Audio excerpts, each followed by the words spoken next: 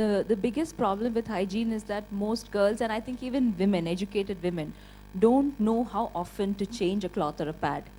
And with products coming up with newer versions saying that you can use it for 12 hours and so on, they feel that using one sanitary napkin the whole day, especially if the menstruation is pretty scanty towards the fourth or fifth day, is perfectly fine.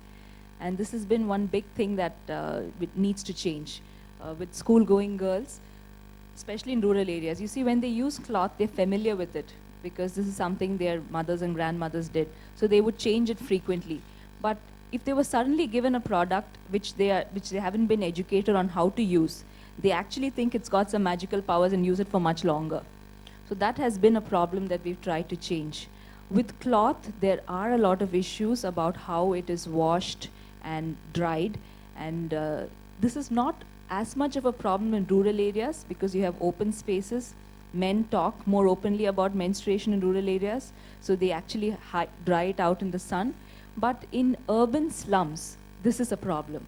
Women who migrate from rural areas and they settle in urban slums, you don't have the necessary space for it, and you have a huge cultural conflict from the way it was treated in a village versus the way it is in an urban area. And that is when compromises on hygiene start to happen.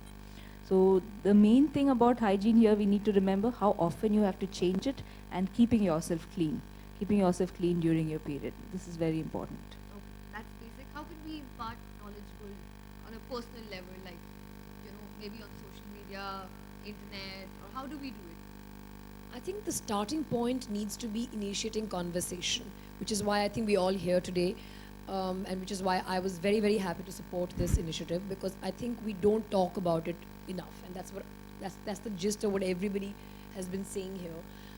Even though culturally we had different routes approaching menstruation, so I think the starting point needs to be, it is not infected. It is when it is exposed to the atmosphere, that is when the bacteria can grow, which is with anything. If you have a fresh fruit which is cut and kept exposed to atmosphere, you can't leave it there outside for hours together. So that is the problem here. What we are talking about is menstrual blood being unhygienic, being dirty, is not really true. Otherwise, why would tampons work?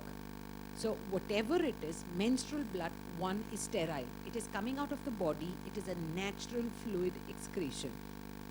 Menses is only the loss of pregnancy. That is all that it is. It doesn't make a woman dirty, unhealthy, sick, none of the above. Scientifically, it goes on from the age of 10 years, which is by far the youngest. The 8-year bid would be a precautious kind of a scenario in today's day and age. It's going on longer, so that is up to the age of about 54. When I was a student 20 years ago, we'd say 45. Now we're saying 54. So that's how long you can keep menstruating. Menses is something that a woman has to learn to deal with. You do not associate it with any disease or illness. You do not stop a girl, a child, or a young girl from participating in any kind of size of the person using it. It depends on it every 4 to 6 hours. Because once the blood comes out, that becomes a potent source of infection. While it is in your body, it is sterile. But the minute or it's a tampon, you've got to change it. 4 or 6. Between 4 and 6 hours is but the 6 safest. is the upper limit. Absolutely. Yeah. See, and then you said you were one of those. As much information as I could on the subject. And I'm actually going to ask, the reason I wanted to say this, because this is a question I also had.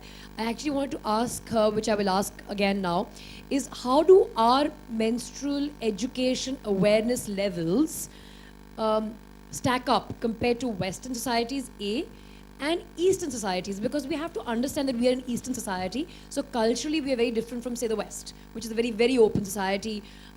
So I will allow Doctor to answer that, but this is a question that I also had for her earlier. Culturally, menstruation has not been accepted as something which is sacrosanct or which is healthy, or it's something that nobody wants to talk about. Unfortunately, we are like a multicultural place, and as a Catholic, we never had any problems.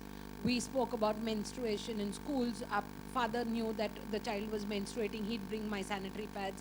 And we were never stopped from church, or we received our communion. We did just about everything as a Catholic. I grew up as one, and I never had a problem with menstruation. But unfortunately, there are certain cultures which say, don't do this, don't do that, don't go